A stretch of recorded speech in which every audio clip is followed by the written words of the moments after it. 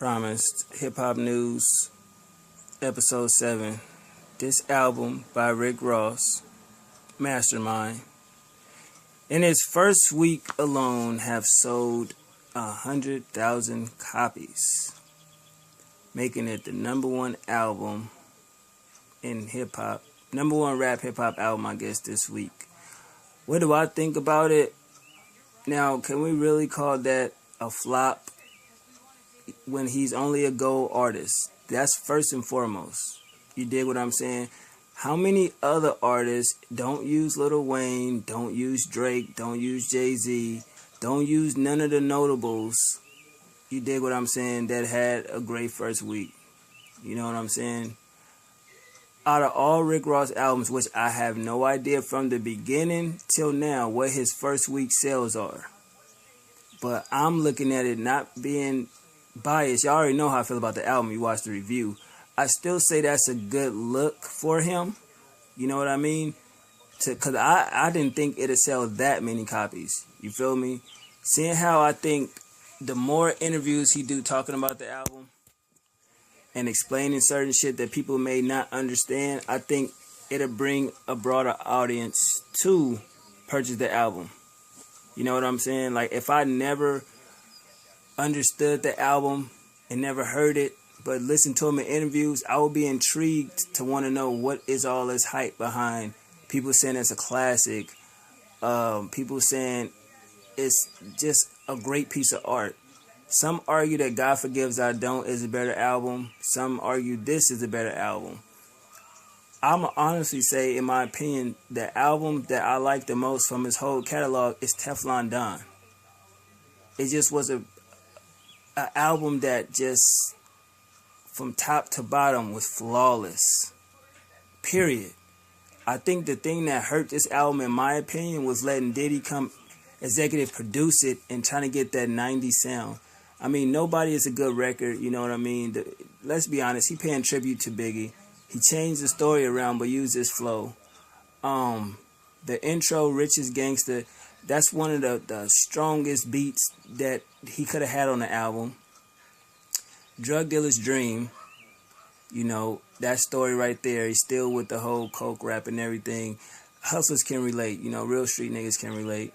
So I give him that. Shots Fired, that was great. The Devil Is a Lie. Do I think this is the best Jay-Z collaboration? Hell no. To me, always, Maybach Music is just going to be the top Jay-Z and Rick Ross feature. Song together, collaborative song, however you want to figure it. I can't even name all 6 of them. I think it's Maybach Music, Fuck With Me, You Know I Got It. What was the joint on Teflon Don? Fuck. I was just listening to that album. Freemason. That is between Freemason and Maybach Music, in my opinion. The Mafia Music 3, Sizzler and Movado, I love that sample. War Ready, the hook was garbage, but Jeezy killed that fucking verse. What a Shame, French on there. Supreme, Black and White, Dope Bitch Get should have been off. In Vain was cool with the week. It wasn't cool. I didn't like Supreme, Black and White, or In Vain. You dig what I'm saying? Walking on Air was straight. Sanctify and Thugs Cry. You know, I think he knew what he was doing with the album, but to go for a 90s sound that really doesn't sound like a 90s album for shit. If you want to say a 90s album, if you want to go for that sound, he should have listened to a Troy Ave New York City album. That's a 90s sound. You know, listen to what's the other young cat from Pro Era? I forget his name. You know what I mean? But y'all know who I'm talking about. If you're trying to go for a sound like that. But I get where Diddy came in and hooked up the snares, you know, the beats and everything like that. But I just feel sonically, production-wise, it wasn't the best album in my opinion. You know what I'm saying? I think he should have stuck to the format of great sample records, you know, better storylines, and letting people know what's in his life now. Similar to how Jay-Z does it, where he gives you his life now, not memories of back when. I think Ross should do that. If it's more than you being a CEO and it's deeper than that, then start revealing that shit. I think he should have done that more. But for him to sell 100,000 in the first week, I don't think it's bad. I think over time he have another gold record. That's granted. You know what I mean? He gonna have another gold record. No matter if he go out and buy the albums himself, Diddy or whoever, what have you, he's gonna have a gold album before the year over. But I just want to know, will y'all think he will ever reach that platinum success? You dig what I'm saying? But Rick Ross' album is straight. I just think on his 7th album, which he already talked about on the Crown series, I think that's going to be the one that put him over the top. I just have a feeling. You know, I don't know why Teflon Don didn't do it, because by your 3rd album, that's supposed to really put you really on the map. You dig? Similar to what Wale did with The Gifted. But out of his whole crew, like Ross said, he wanted his artists to do better than him.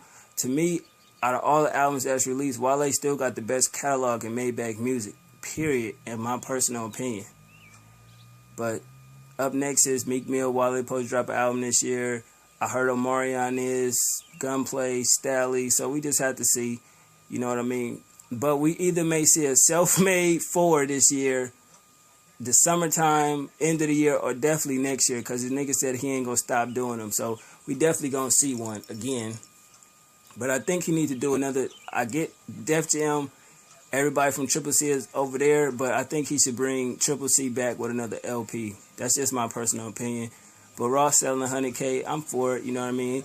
If he would have did like 50 or 60K, yeah, I would call that a flop. That'll give niggas a reason to talk. But 100, as long as you're doing 100 and up, it's straight. I wish it could have been $250,000 in sales, but at the end of the day, he still got a little weight to push around.